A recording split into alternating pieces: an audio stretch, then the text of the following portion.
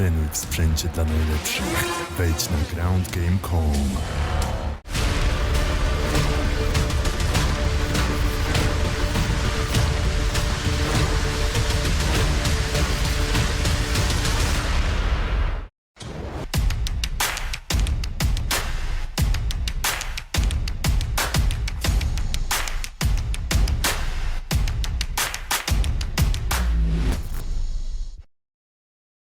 Leon, so to talk about the last, year and everything going on, I wonder just when you had all those bad breaks, what was the kind of things that helped you to just move on and be happy day to day? Because obviously we can all imagine your frustration.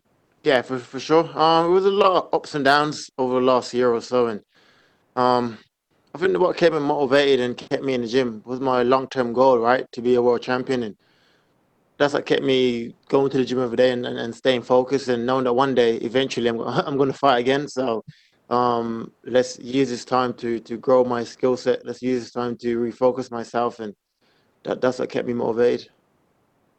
Being from the UK, we did hear recently about the passing of the referee Neil Hall. I was just wondering if you'd had any experiences running into him on the UK MMA scene.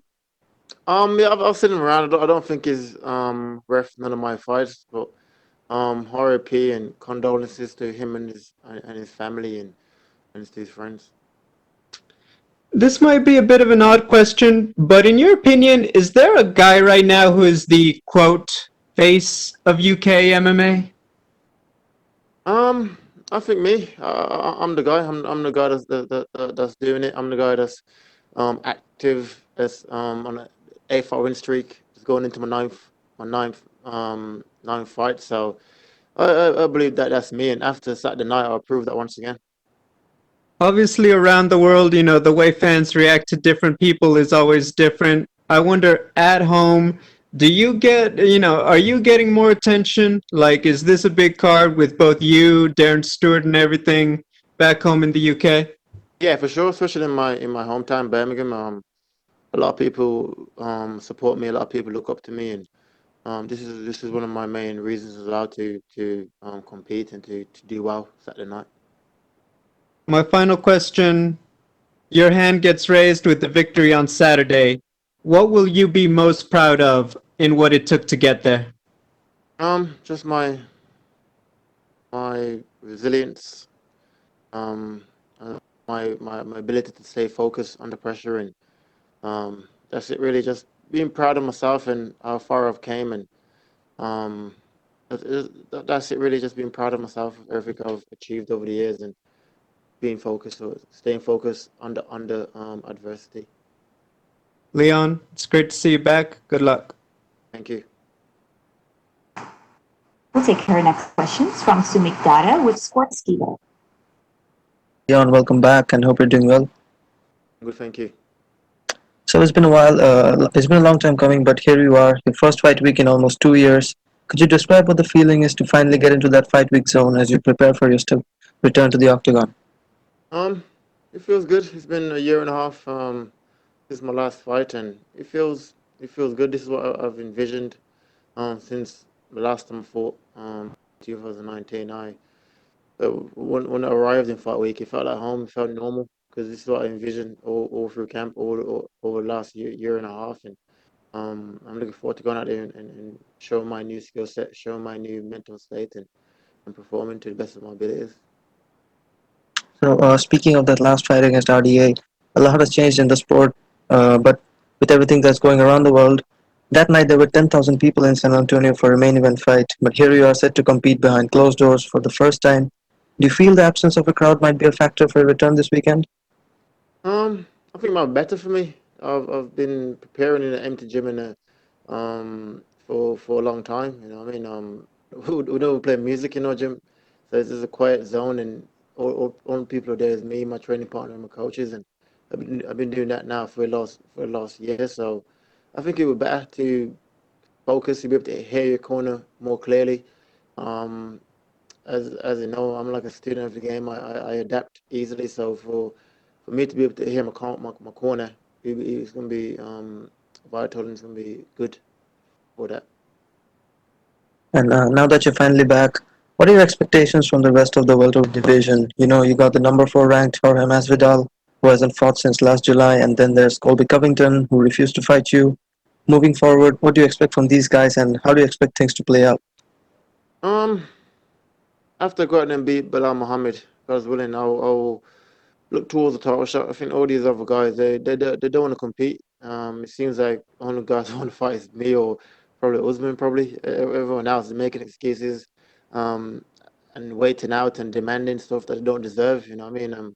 This is a division built on divas. They all think they should get anything they ask for, and that's not how it works. That's why I got respect for Bilal for stepping up. His fighters fight, you know, and this is what the UFC was built on. So, um, it is what it is. I'm focused on myself. I'm focused on Bilal.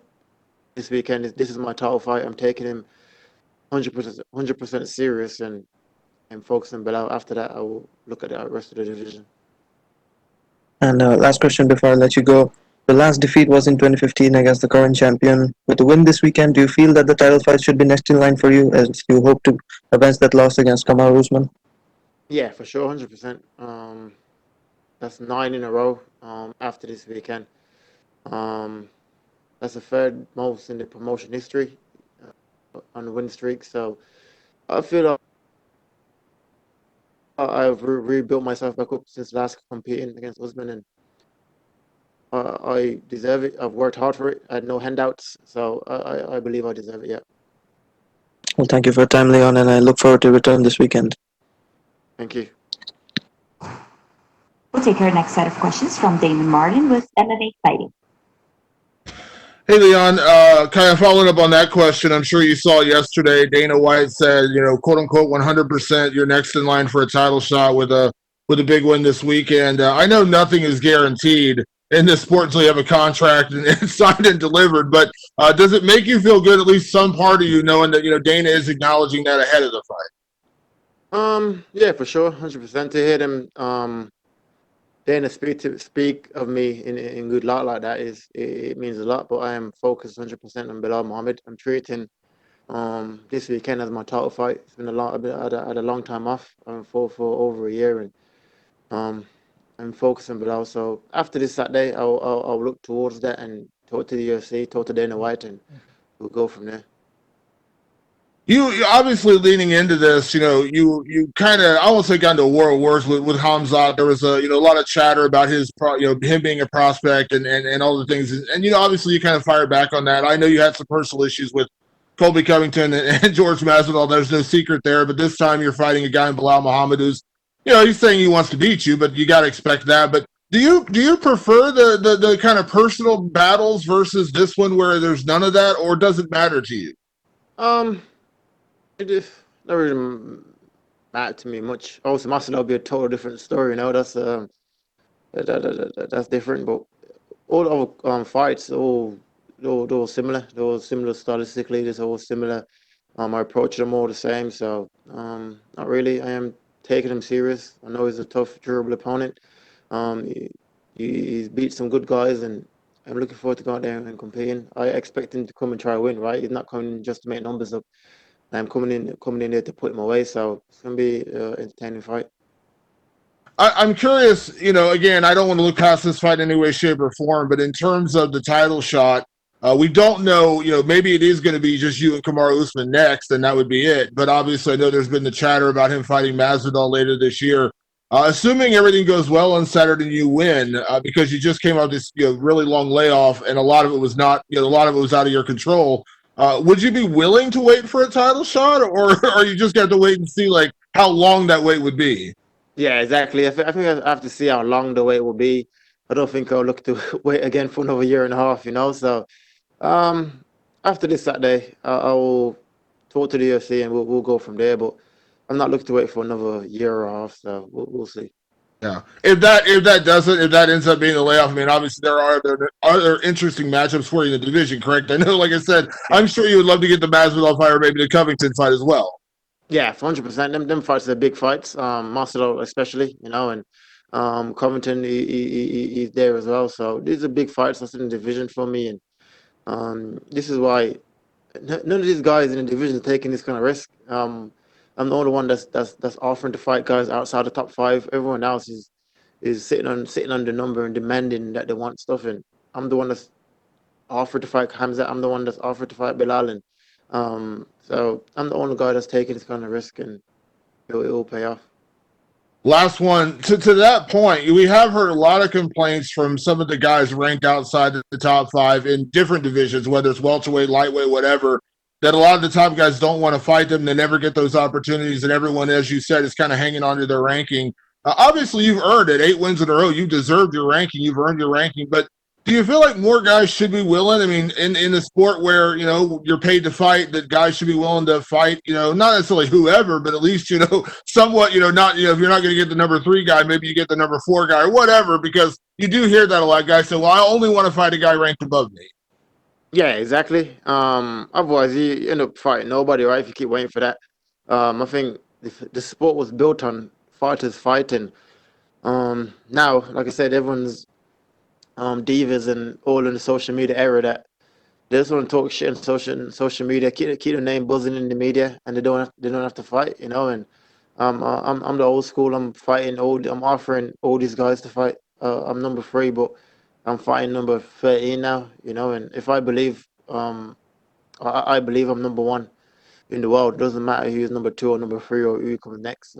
I truly believe that I'm the best in the world, and I'll prove that fight and fight again. Thank you, Leon. Thank you. We'll take our next set of questions from Santiago Jar with 85. Leon, greetings from Amsterdam. How are you doing? I'm good, thank you. Not a lot of people want to fight you, Leon, let alone fight you on short notice. Were you surprised that Bilal took the fight on short notice, and do you think it's a smart move on his part? I wasn't surprised. He's just fought a month ago, so he's in shape, and it's his first main event, so it's a big opportunity for him to step up and fight a guy like me. So I wasn't surprised really, and I think the short camp for him, he probably bad. He just fought orthodox and southpaw, and I'm totally different fighter from the last guy he fought, and I've been preparing for his style for the last since about 6 months. So I'm looking forward to it and can't wait. Who is going to be in your corner, Leon? Did you bring Jai, Akon, or Fabian with you to Vegas?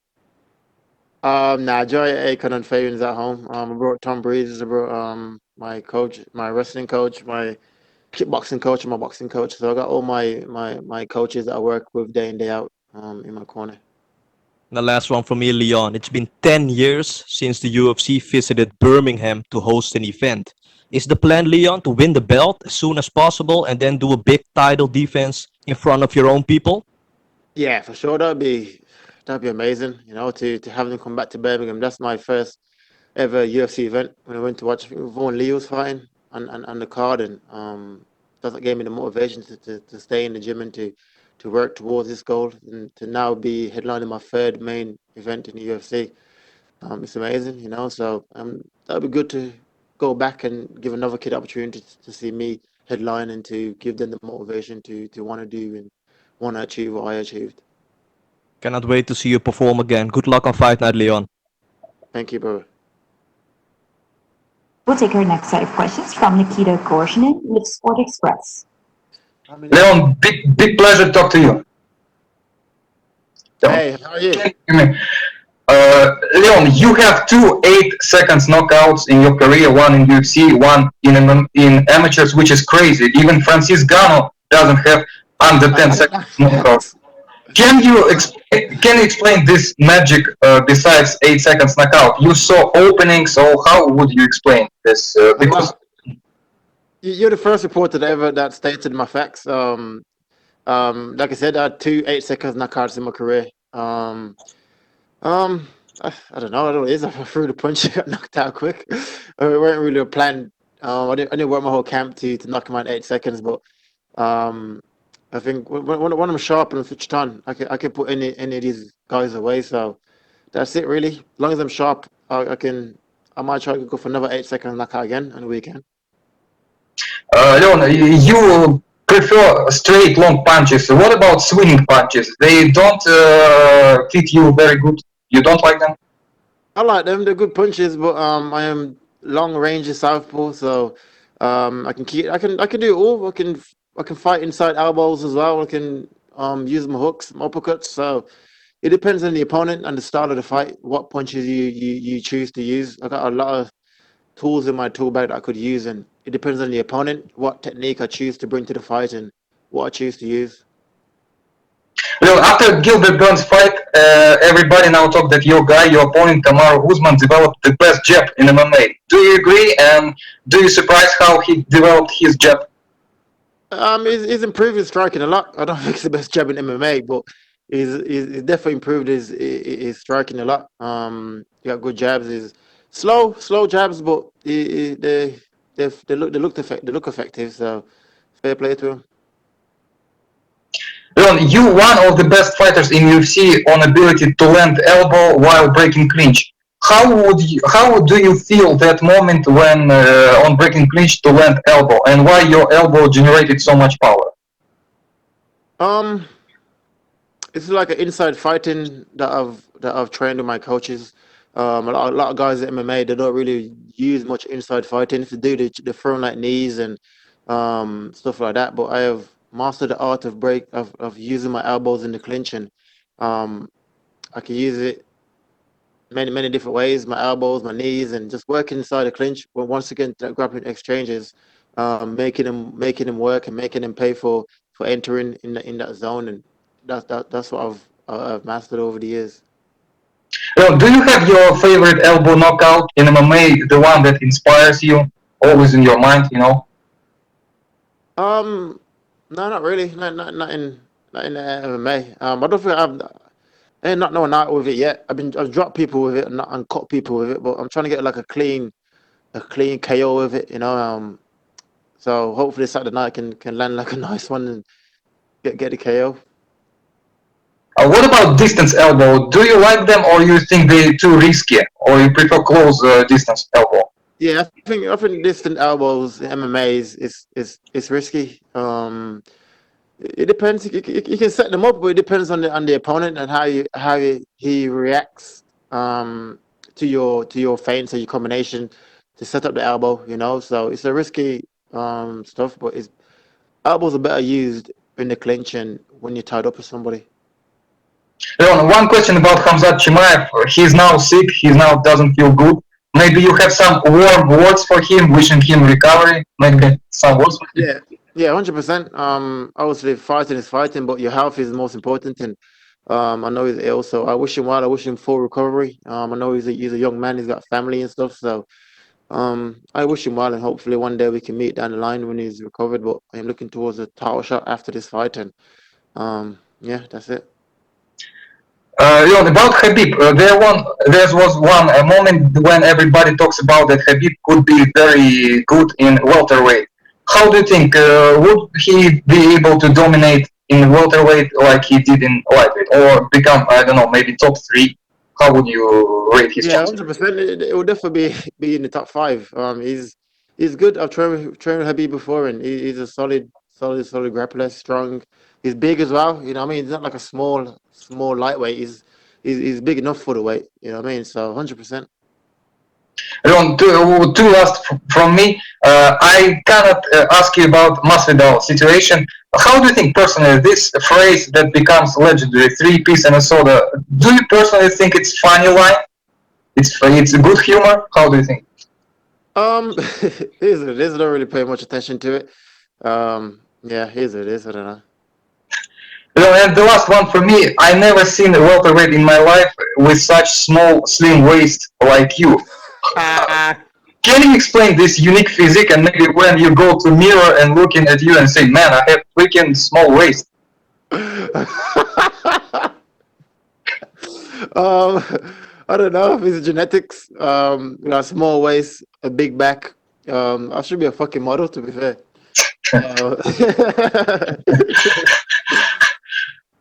Well, thank you very much. Best luck. We respect you so much. Thank you. Thank you.